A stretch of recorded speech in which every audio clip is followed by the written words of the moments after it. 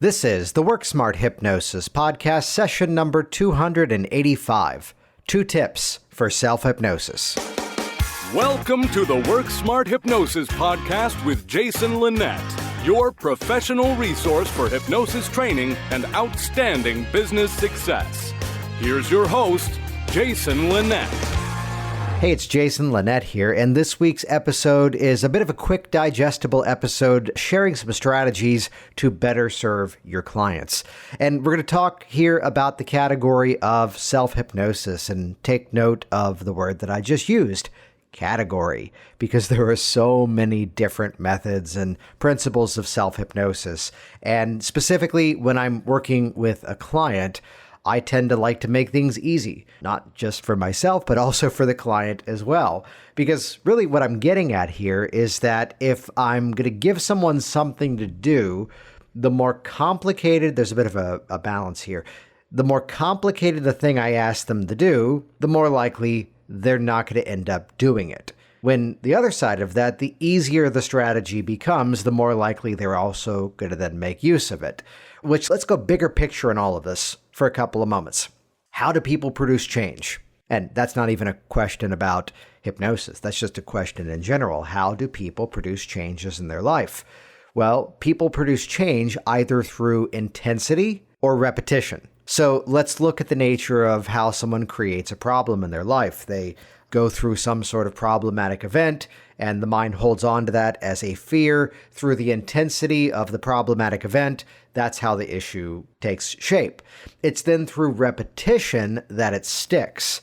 So here's an extreme example of someone who came in to quit smoking. And usually when you ask somebody, what age were you when you started? For the stop smoking category, you most often hear an answer like, 15, 16, 17 years old, maybe college. When someone says 43 years old, you gotta go, what happened? And when I heard the story, I had to politely hold back from going, damn, I would have smoked too if I'd been through that. Now, through the intensity of the experience, someone then said to this client, here, smoke this and you won't have a panic attack. Through the intensity, that's what planted the prestige suggestion that the cigarette would help. It's then the after effect of that then became a habitual thing, and the person kept it up. So yes, the problematic situation planted the seed of the event, but then the habitual nature is what kept it around. Intensity and repetition, it's either one or the other, in my opinion, most often both. Which, let's apply this also to how do we resolve an issue. It's the intensity of the work that we do in the session, directly accessing the issue, and then using that time in session to then create a new intensity, a new set of prestige suggestions to interrupt the problem, and then by doing so, give the skill set to strengthen that on their own. Which, as a side note, this is why I'm such a huge proponent of hypnotic phenomenon. That using magical moments inside of the session, where whether it's some bit of catalepsy, whether it's something of that nature, the arm is stuck to the chair, the arm won't bend, and I'm always using these not just as a hypno stunt, but as a mechanism to reinforce the change and build that mindset that, hey, something just happened and things are clearly different now than how they used to be, which if you want to deep dive into hypnotic phenomenon, check out hypnoticworkers.com. That's the all-access pass to my hypnosis training library, where so many of the change protocols are based upon the use of hypnotic phenomenon. Your client's issue is kinesthetic. So, in my opinion, you got to use kinesthetic methods so the client can feel the change occurring rather than, I felt relaxed, I guess something happened. You can find out more about that at hypnoticworkers.com. So that's the use of intensity in the session. I'm then going to employ a bit of self-hypnosis training as the repetition factor. Now, as a side note, some of you already know this now means I'm about to talk about the movie from Mel Brooks, Spaceballs. Yeah, it's time we do that again. Because it turns out it took 3 movies of Star Wars for Luke to figure out that he already had the Force, right? And it only took 1 movie of Spaceballs from Mel Brooks for Lone Star to figure out he already had the Schwartz. And based on that logic alone, Spaceballs is a better movie than all 3 Star Wars movies. I will argue that because it's true. This is exactly the episode, the metaphors you were expecting this week, wasn't it? So it's through the repetition of a technique. Here's my Here's my method, by the way, of not creating dependency upon a method within a client. And I've nicknamed this now the Schwartz principle for this exact reason. And the more you make use of this technique, the better it's going to work for you. And the better it works for you, the less you're going to need it as a technique, as you just find yourself naturally living within these patterns and behaviors. There you go. I've created the need for a technique, but I've also now negated the long-term need for the technique. So we're not building dependency that they have to keep using this thing. They can use it if they need it, but there's an out because the more you use it, the stronger it gets, and the stronger it gets, the less you need the tool. We're just now, here's the client I've been telling the story of that they've been a non-smoker now for going on, only about 9 years, because hypnosis works. So let's help more people. That's why we share the business side of it here on this podcast series. So that's the Schwartz principle, and I'm going to use that, in correlation to anything I ever teach a client. So the client's issue was a result of intensity and repetition, and so my approach to helping someone produce change is based upon intensity and repetition. Well, here's another oversimplification of everything that's going to make you even more effective as a practitioner in this industry. Every client problem is an anchoring issue. How's that for a overgeneralization that happens to always be true? How's that? It's always an issue of anchoring. So when they think about getting on the airplane, they're anchored to feel fearful on the airplane. When they are around the group of friends who smoke, they're anchored to also smoke with them. Let's stick with smoking. When they have the cup of coffee in the morning, they're anchored to also light up a cigarette. When they're stressed, they've anchored that feeling of stress to reaching for the junk food. So there's always an anchoring position inside of this. And as I like to say, the same way into the problem is also the same way out of the problem. So there's a simple setup that becomes a self-hypnosis anchored trigger that I use consistently with my clients, which begins with the concept that I just simply nickname organic anchoring, which is where I'm going to engage in a conversation explaining the thing about how the problem is already an anchored issue. So it kind of only makes sense to use anchoring to get you out of it, right? And they always agree because it's a valid construct. So you know the situation that you're going to be in. So it'd be helpful if you can tell me something practical that you can easily use that will be appropriate for the situations in which you're in, which there's some people that I work with that they want to create the process off of a word. I see a lot of test anxiety people and the use of the word focus to bring them back into that empowered state of mind. Or perhaps the word confidence being a possible trigger. And you know the situations you're in, so you probably can think of a better word than what I'm suggesting here. Or for some people, it's like a very small, subtle gesture that you can do and no one knows you're doing something, like a clench of the fist or a connecting of a single finger with the thumb. Something so small and subtle, you could do it anytime, anywhere, and no one knows you're doing something.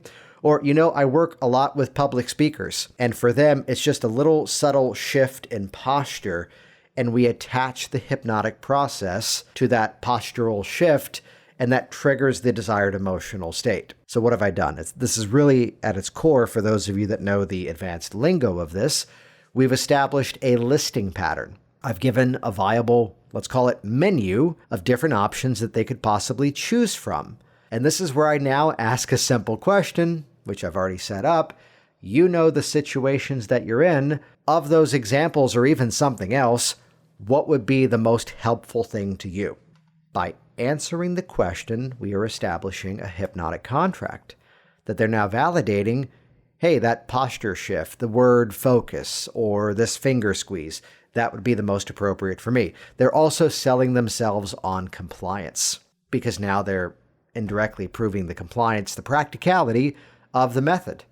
And if you are familiar with the classic methods of creating a peaceful place, I'd give you the best resource. Easiest place to find this is not just in my Hypnotic Workers where I teach a method of it, though my method is based upon something from Roy Hunter. You elicit the desired state by way of some positive-based resource regression. Just simply be there and allow yourself to go to a time where you felt fill in the blank with the desired emotional state, a time where you felt comfortable, a time where you felt relaxed, a time where you felt confident, and be there now and experience it through all of your senses as possible. See it through your own eyes, feel it in your own body, hear the sounds in your own ears, and you basically just keep hyping up the sensory representational states until you can observe by looking at the client that they're there, that they're in that experience. And here's the transition credit to Roy Hunter for the simple foundation of this.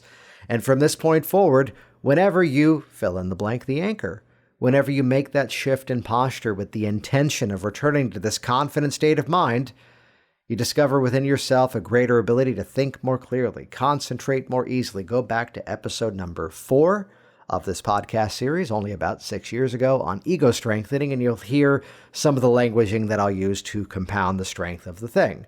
So whenever you want to feel this better state, do this thing that we've agreed upon, and then basically in the session, I compound that over and over, and now just let that fade.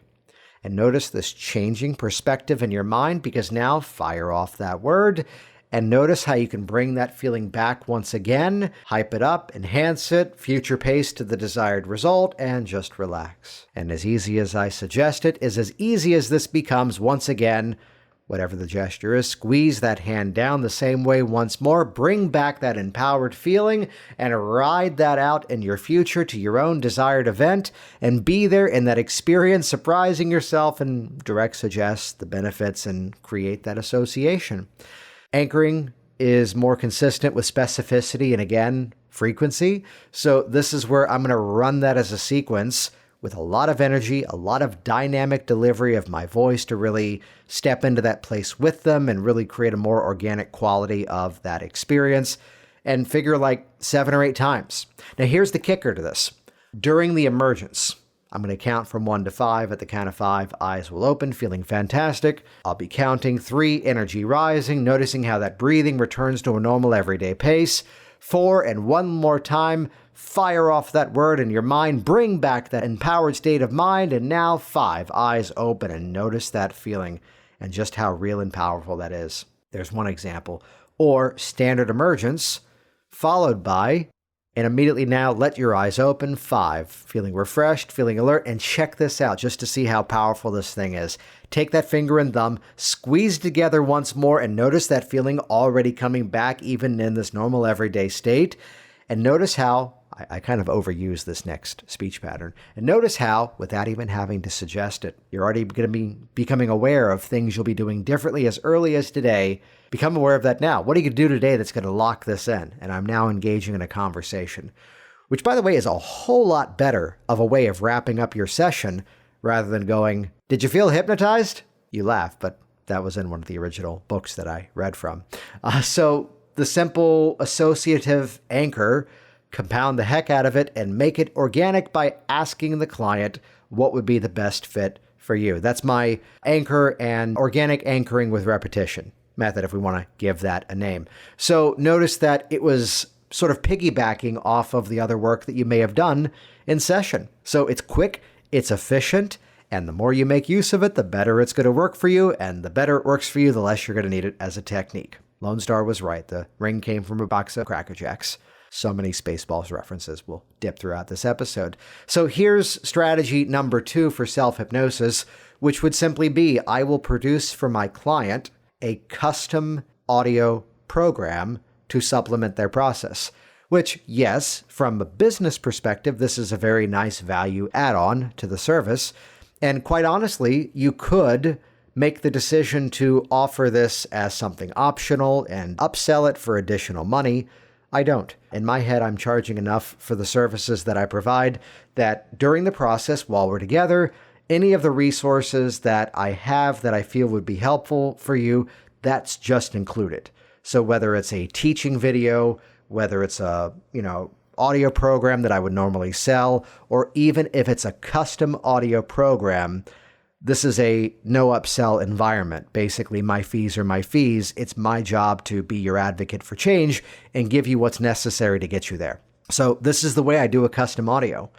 You could go off and spend an hour and a half doing a long-form custom audio program that, let's call it out, that's long. They're not going to listen to it. There's not going to be as much drop-off if the audio that you then go off and custom record for them is, let's say, 30 to 45 minutes. You're probably already predicting my next move here, when instead, if the audio program is only about 8, 9, or 10 minutes, it's massively practical. And here's how I do it. Well, here's the first phase, then I'll give you the technology that makes it even better.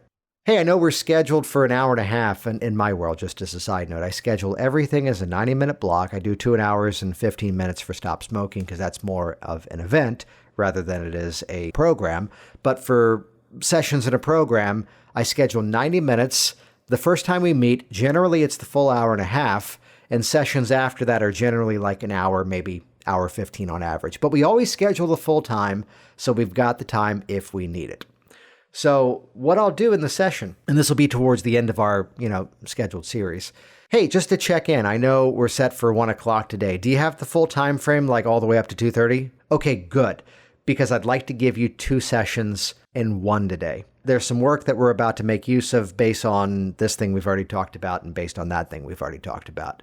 And we'll do that work. However, then I'd like to then come out of the process with you, debrief what we've done, talk about it a bit, but then we'll go back into hypnosis once again and do the entire session all over again, just in like 8 or 9 minutes time frame. This way, this becomes a custom audio program, which is only, it's less than 10 minutes long. It's incredibly convenient. And this way you can use it on your own if you ever need a boost to what we've done. Sound good? Notice the way I check in with my clients. By checking in and getting a yes set, credit to Jess Marion for where I really refined this idea that describing the technique is doing the technique. So by doing that checkpoint, it's not just for getting a yes set, it's making sure we're still in sync, in rapport, in alignment with each other, and simply put, they're understanding me. So this way it's something massively convenient, right? Yes, good. And this way, if you ever need this as a benefit to the thing that we're working on, you can listen to it on your own time. So that's the shape of it. I do the entire session as we normally would from a process-oriented approach, but then I pivot the entire thing to be a direct suggestion session, which is the kicker, 8 or 9 minutes long. I record that, I send that to them. Which here's one option, which you could use, and then here's a second option, which you will use because it's better. Option number 1. Let's call it out. I am an online entrepreneur. I have so many video cameras. I bought 2 new ones in the last 6 months. I'm buying a new video setup to do some stuff from home. I've got about $10,000 of video equipment either between my home or my office and elsewhere too. The best videos and audios I've produced have been a little bit more freeform with my cell phone. So I do own, and you can look this device up. It's phenomenal. There's a company called Zoom, not like Zoom, the video conferencing software that's kept many of us running strong, but Zoom does these voice recorders. They have 3 different models that I know of that come to mind: the H2, the H4, the H6. The H2 records 2 channels of sound, stereo sound, left channel, right channel. It's a little handheld voice recorder, phenomenal quality. I have never bought anything from this company that was not top-notch. They even make a video camera now. I think Martin Castor Peterson's using it, and he raves by it as well, so check that out. So the Zoom H2 has 2 inputs. The Zoom H4 has 4 inputs. Like, it has the microphone that records left and right channel, but you can also plug in 2 external microphones. I own the Zoom H6. Can you guess what's different about that? Well, yeah, it has 6 inputs. So in theory, I could podcast on the fly, plug in a bunch of external microphones, and then hand it off to the team, and they produce it from there. So it's a great voice recorder that you could use, and I could even set it off to the side, and it sounds like studio quality. I think it ran me about $300 US. If it's still active on Amazon, we'll put it in the show notes over at worksmarthypnosis.com. However, don't go off and buy it, because here's what I now do. Hey, do you have your cell phone with you? They say yes, because it's 2020. Okay, cool. Did you know that there's actually a voice recorder app on your phone? It comes with all the phones. This is true of Android, iPhone, all of them. Cool. Most people know it's there. And if they don't, I briefly show them. Yay, providing even greater service. Hey, do this. Here's how you put your phone in airplane mode, because it'd be great if we can record on your own device. That way you already have it. Oh, check that out. Because with the Zoom H6, it's recording to an SD card, which I then have to take over to my computer and plug in. And even from there, I'm a little bit of a audio snob, and I have to plug it into Adobe Audition or, Audacity and render it down to a smaller MP3 and then send it over to the client. And even so, very often the file size is so big that you can't email it. So then I Dropbox it over, which that's still a viable option. But are you hearing the amount of work? Which here's the selling point. Let's record this directly on your phone. That way it's already on your own device and, you've already got it. And they go, oh, cool. So my ninja skill is I know how to put all the major cell phones on airplane mode, and I know how to find the voice recorder app, which comes free on all of them. So in a moment, I'll have you hit the red button, and that's when we'll begin the session. Make sense? Okay, good. And go ahead and put your phone on your lap, because that's where it can hear the sound of my voice the best. Take note of what's just happened. They've opened up their phone, which is a private device with all sorts of private data on it, sure, and we've set it on airplane mode, and I've explained the reason why. This way, if the phone rings, it stops the recording. This way, it won't ring for the next 10 minutes, but everything will just, go to voicemail. The text messages will pile up. It's just 10 minutes.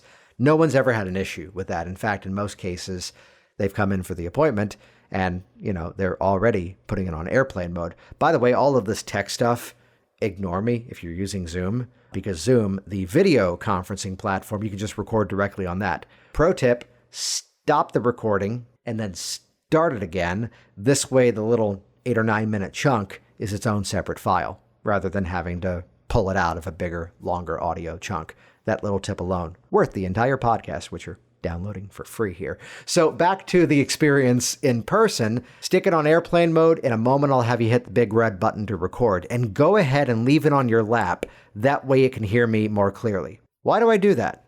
Because how would you feel if you were in a room and your phone was unlocked and your eyes were closed? Just a little thing that I'm not going to be looking at their emails.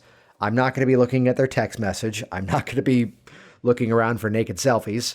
I'm not in that world. The fact that it's on your lap means, and this is not a complex equivalence, but it's phrased like one, the fact that it's on your lap means that you're in control of that device and you know where it is at all times, and I'm not touching it. So that little piece alone creates the safety of the experience. And eyes open, I run the entire session, and then eyes open, feeling good. And you do feel good, don't you? Go ahead and just hit the red button, turn the recording off. So they hear a little bit of, junk at the end of turn off the recording. But now the audio's on their device. There's no post-production. They've already got it, and they can put it to use immediately. For extra credit, I'm going to future pace when they're going to make use of it by linking it with things they're already doing. So this way, before you head into work, if it was like an anxiety stress thing, even in your car, provided the car is locked and, parked and turned off, give yourself 8 minutes to warm up your mind before going in. If it's something athletic, listen to this before you exercise to warm up the mind the same way you warm up the body.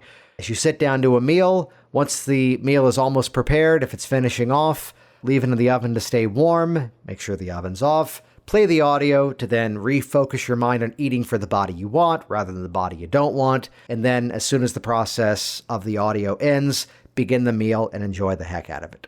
So bringing in that aspect of making it convenient by linking it to experiences around them.